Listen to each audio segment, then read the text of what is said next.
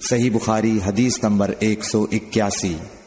رسول کریم صلی اللہ علیہ وسلم جب عرفہ سے لوٹے تو پہاڑ کی گھاٹی کی جانب مڑ گئے اور رفع حاجت کی۔ اسامہ کہتے ہیں کہ پھر آپ نے وضو کیا اور میں آپ صلی اللہ علیہ وسلم کے اعضاء پر پانی ڈالنے لگا اور آپ وضو فرماتے رہے۔ میں نے کہا یا رسول اللہ، آپ اب نماز پڑھیں گے؟ آپ نے فرمایا نماز کا مقام تمہارے سامنے یعنی مزدلفہ میں ہے، وہاں نماز پڑھی جائے گی۔ صحیح بخاری حدیث نمبر 182۔ مغیرہ بن شعبہ رضی اللہ عنہ ایک سفر میں رسول کریم صلی اللہ علیہ وسلم کے ساتھ تھے۔ وہاں آپ رفع حاجت کے لیے تشریف لے گئے۔ جب آپ واپس آئے، آپ نے وضو شروع کیا تو مغیرہ بن شعبہ آپ کے اعضائے وضو پر پانی ڈالنے لگے۔ آپ صلی اللہ علیہ وسلم وضو کر رہے تھے۔ آپ نے اپنے منہ اور ہاتھوں کو دھویا، سر کا مسح کیا اور موزوں پر مسح کیا۔ صحیح بخاری حدیث نمبر 183۔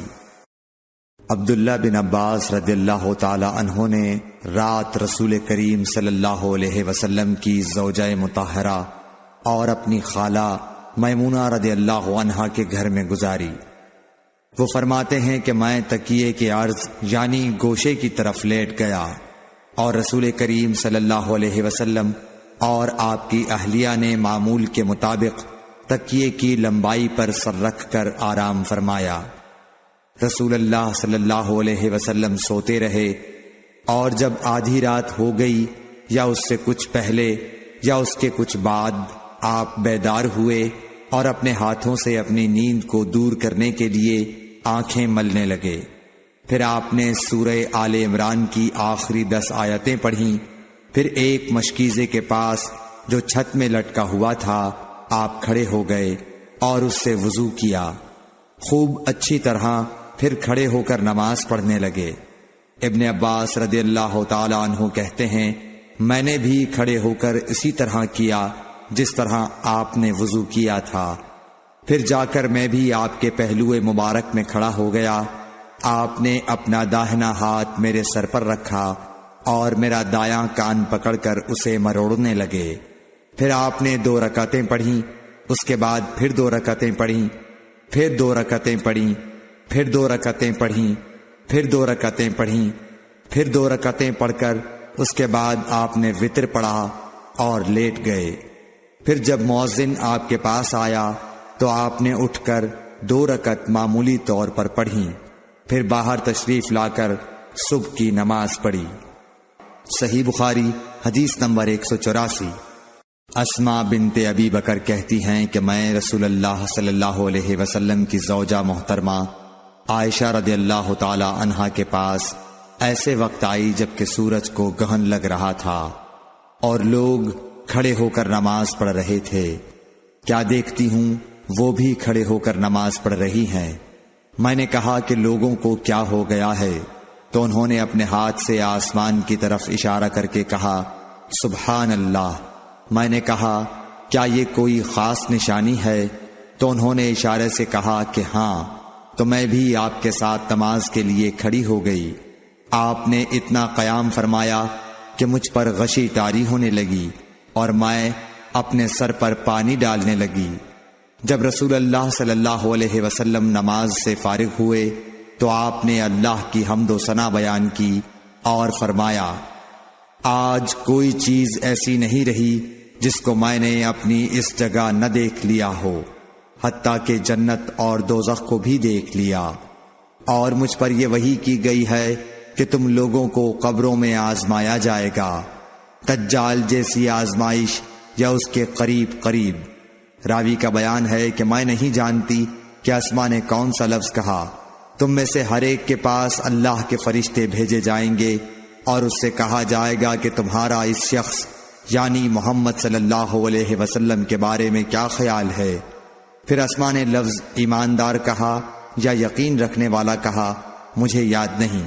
بہرحال وہ شخص کہے گا کہ محمد صلی اللہ علیہ وسلم اللہ کے سچے رسول ہیں، وہ ہمارے پاس نشانیاں اور ہدایت کی روشنی لے کر آئے ہم نے اسے قبول کیا، ایمان لائے اور آپ کا اتباع کیا۔ پھر اس سے کہہ دیا جائے گا کہ تو سو جا، در حال یہ کہ تو مرد صالح ہے اور ہم جانتے تھے کہ تو مومن ہے۔ اور بہرحال منافق یا شکی آدمی، اسما نے کون سا لفظ کہا مجھے یاد نہیں، جب اس سے پوچھا جائے گا کہے گا کہ میں کچھ نہیں جانتا، میں نے لوگوں کو جو کہتے سنا وہی میں نے بھی کہہ دیا۔ صحیح بخاری حدیث نمبر 185۔ ایک آدمی نے عبداللہ بن زید رضی اللہ تعالی عنہ جو عمرو بن یحییٰ کے دادا ہیں سے پوچھا کہ کیا آپ مجھے دکھا سکتے ہیں کہ رسول اللہ صلی اللہ علیہ وسلم نے کس طرح وضو کیا ہے؟ عبداللہ بن زید رضی اللہ تعالی عنہ نے کہا کہ ہاں۔ پھر انہوں نے پانی کا برتن منگوایا، پہلے پانی اپنے ہاتھوں پر ڈالا اور 2 مرتبہ ہاتھ دھوئے، پھر 3 مرتبہ کلی کی، 3 بار ناک صاف کی، پھر 3 دفعہ اپنا چہرہ دھویا، پھر کوہنیوں تک اپنے دونوں ہاتھ 2 مرتبہ دھوئے، پھر اپنے دونوں ہاتھوں سے اپنے سر کا مسح کیا، اس طور پر اپنے ہاتھ پہلے آگے لائے پھر پیچھے لے گئے، مسح سر کے ابتدائی حصے سے شروع کیا، پھر دونوں ہاتھ گدی تک لے جا کر وہیں واپس لائے جہاں سے مسح شروع کیا تھا، پھر اپنے پیر دھوئے۔ صحیح بخاری حدیث نمبر 186۔ عمرو بن حسن نے عبداللہ بن زید رضی اللہ تعالی عنہ سے رسول اللہ صلی اللہ علیہ وسلم کے وضو کے بارے میں پوچھا تو انہوں نے پانی کا تشت منگوایا اور ان پوچھنے والوں کے لیے رسول اللہ صلی اللہ علیہ وسلم کا سا وضو کیا۔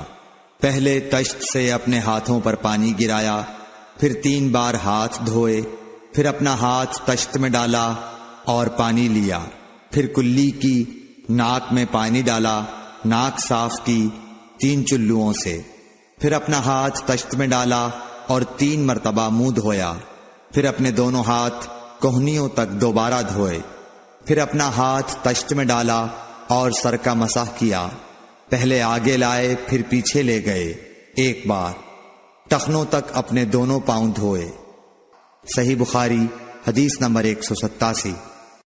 ابو جحیفہ رضی اللہ تعالی عنہ کہتے تھے کہ ایک دن رسول اللہ صلی اللہ علیہ وسلم ہمارے پاس دوپہر کے وقت تشریف لائے تو آپ کے لیے وضو کا پانی حاضر کیا گیا، جس سے آپ نے وضو فرمایا۔ لوگ آپ کے وضو کا بچا ہوا پانی لے کر اسے اپنے بدن پر پھیرنے لگے۔ آپ نے ظہر کی 2 رکعتیں ادا کی اور عصر کی بھی 2 رکعتیں، اور آپ کے سامنے آڑ کے لیے ایک نیزہ تھا۔ صحیح بخاری حدیث نمبر 188۔ ابو موسیٰ اشعری رضی اللہ تعالی عنہ کہتے ہیں کہ نبی کریم صلی اللہ علیہ وسلم نے ایک پیالہ منگوایا جس میں پانی تھا، اس سے آپ نے اپنے ہاتھ دھوئے اور اسی پیالے میں منہ دھویا اور اسی میں کلی فرمائی، پھر فرمایا تو تم لوگ اس کو پی لو اور اپنے چہروں اور سینوں پر ڈال لو۔ صحیح بخاری حدیث نمبر 189۔